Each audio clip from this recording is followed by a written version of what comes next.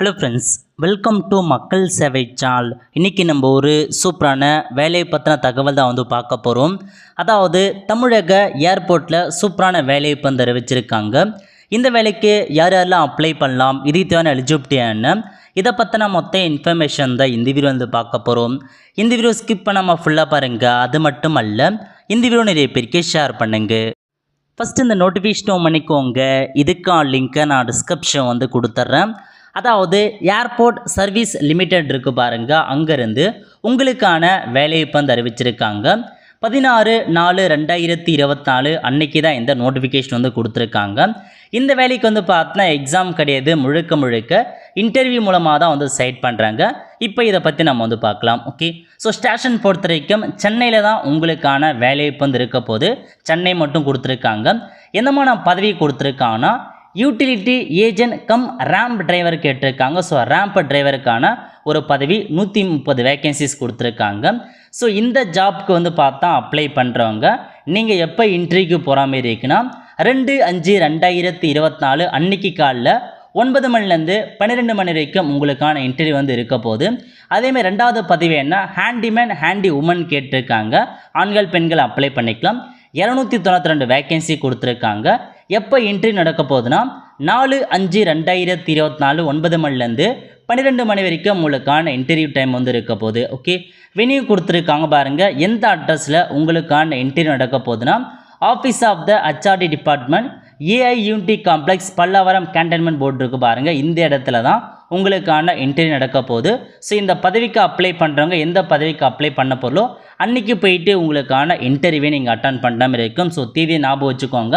அன்றைக்கி கண்டிப்பாக நீங்கள் போயிட்டு இன்டர்வியூ அட்டன் பண்ணுற மாதிரி இருக்கும். ஓகே, ஸோ தெளிவாக கொடுத்துருக்காங்க பாருங்கள். இது முழுக்க பார்த்தா ஒரு ஃபிக்ஸ்டு டேர்ம் கான்ட்ராக்ட் பேசிஸ் ஜாபாக கொடுத்துருக்காங்க. 3 இயர் நீங்கள் பார்த்தா கான்ட்ராக்ட் பேஸில் ஒர்க் பண்ணுற மாதிரி இருக்கும். யார் அப்ளை பண்ணலான்னா இந்தியாவில் இருக்க ஆண்கள் பெண்கள் இந்த வேலைக்கு நீங்கள் தாராளமாக அப்ளை பண்ணிக்கோங்க. ஸோ அப்படி கீழே வந்தால் இதை பற்றி கொடுத்துருக்காங்க பாருங்கள். எப்படி இருக்க போது அதுக்கான இன்ஃபர்மேஷன்ஸ் கொடுத்துருக்காங்க.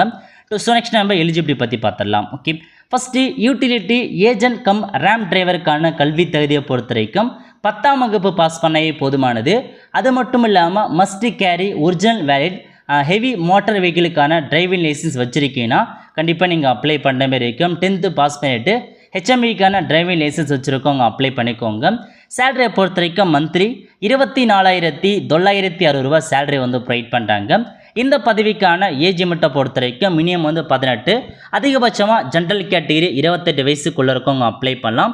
ஓபிசி பார்த்தா எக்ஸ்ட்ரா 3 இயர்ஸ் பார்த்தா எக்ஸ்ட்ராவாக அப்ளை பண்ணிக்கோங்க 31.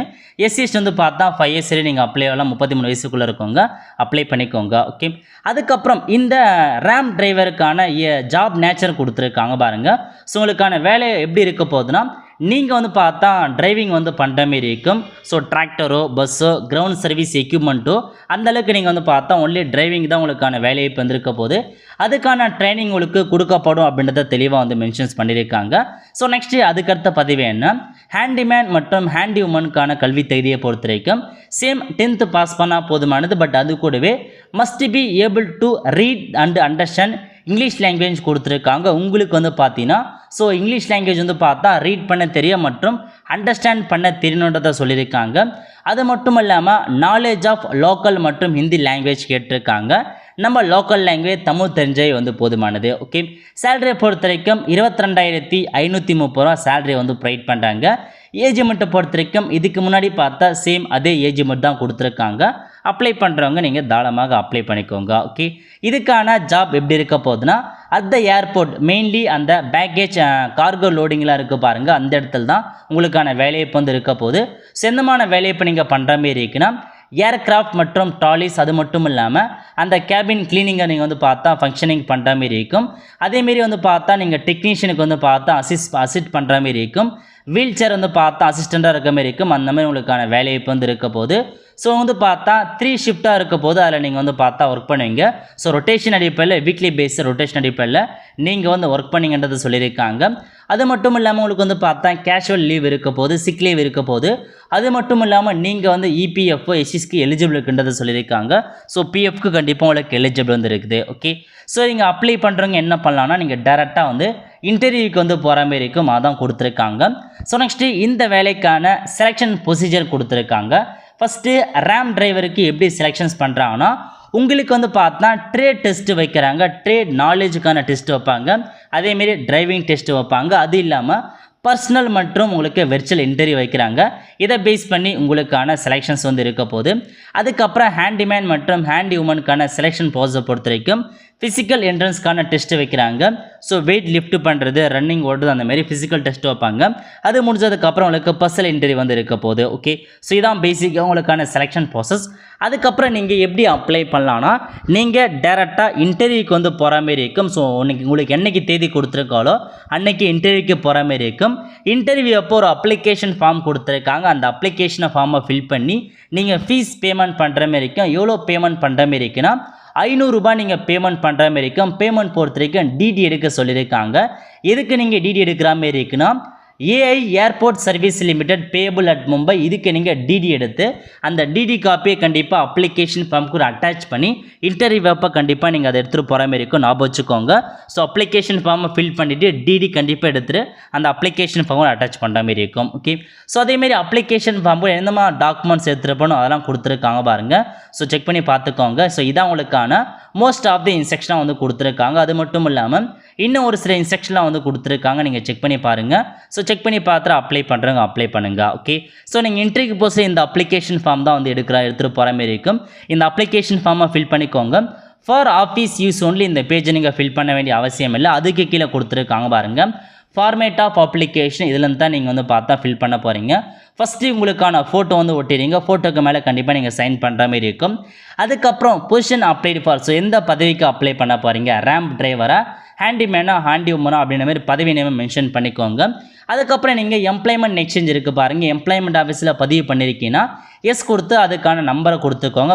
பட் கண்டிப்பாக அந்த எம்ப்ளாய்மெண்ட் கார்டை நீங்கள் அட்டாச் பண்ணி அனுப்புகிற மாதிரி இருக்கும். இல்லாதவங்க நீங்கள் நோ வந்து டிக் பண்ணிக்கோங்க.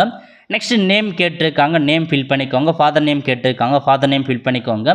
அதுக்கப்புறம் டேட் ஆஃப் பர்த் கேட்டிருக்காங்க, அதை ஃபில் பண்ணிவிட்டு பிளேஸ் மற்றும் ஸ்டேட் ஆஃப் பர்த் கேட்டிருக்காங்க, எந்த பிளேஸில் நீங்கள் பிறந்தீங்கிறத மென்ஷன் பண்ணிக்கோங்க.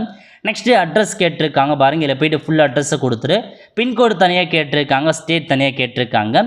நெக்ஸ்ட்டு மொபைல் நம்பர் கேட்டிருக்காங்க, மெயில் ஐடி கேட்டிருக்காங்க. ரெண்டுமே வந்து கட்டாயம்னு சொல்லியிருக்காங்க. ஸோ ரெண்டுமே கண்டிப்பாக நீங்கள் ஃபில் பண்ணிக்கோங்க. அதுக்கப்புறம் ஜெண்டர் கேட்டிருக்காங்க, மேலாக ஃபீமேலாக ஃபில் பண்ணிக்கோங்க. அதுக்கப்புறம் மேரிடா அன்மேரிடான மாதிரி ஃபில் பண்ணிட்டு நேஷனாலிட்டி கேட்டிருக்காங்க, இந்தியன் வந்து அப்படின்னு டைப் பண்ணிக்கோங்க. ரிலீஜனை பொறுத்த வரைக்கும் இந்துவா, முஸ்லீமா, கிறிஸ்டினே மதத்தை கொடுத்துக்கோங்க. நெக்ஸ்ட்டு மதர் டங் கேட்டிருக்காங்க, உங்கள் மதர் டங் தமிழ்னா தமிழ் கொடுத்துக்கோங்க. அப்புறம் பேன் நம்பர் கேட்டிருக்காங்க, ஆதார் கார்டு நம்பர் கேட்டிருக்காங்க, ரெண்டுமே நீங்கள் வந்து ஃபில் பண்ணிக்கோங்க.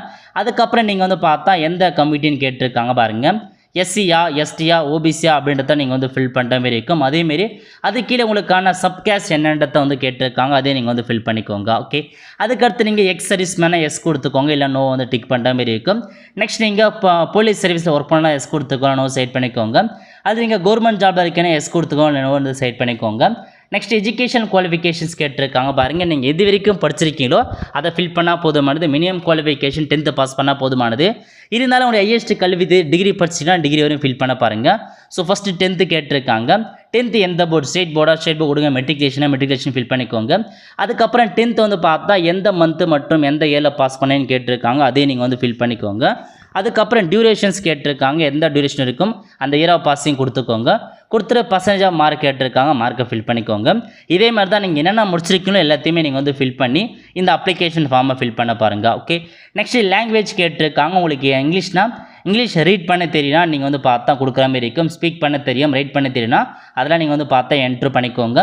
அதேமாரி ஹிந்தி தெரியும்னா அது எதுக்கேற்ற மாதிரி தெரியும், லோக்கல் லாங்குவேஜை பொறுத்த வரைக்கும். ஸோ தமிழ் தெரியும்னா நீங்கள் அந்த ஆப்ஷனில் நீங்கள் ரீட் பண்ணி தெரியும்னா டிக் பண்ணிக்கோங்க. ஓகே, அதுக்கப்புறம் ஒர்க் எக்ஸ்பீரியன்ஸ் இருந்தால் ஃபில் பண்ணுங்கள், இல்லை நீங்கள் நில் அப்படின்ற ஆப்ஷன் நீங்கள் வந்து கொடுத்துக்கோங்க.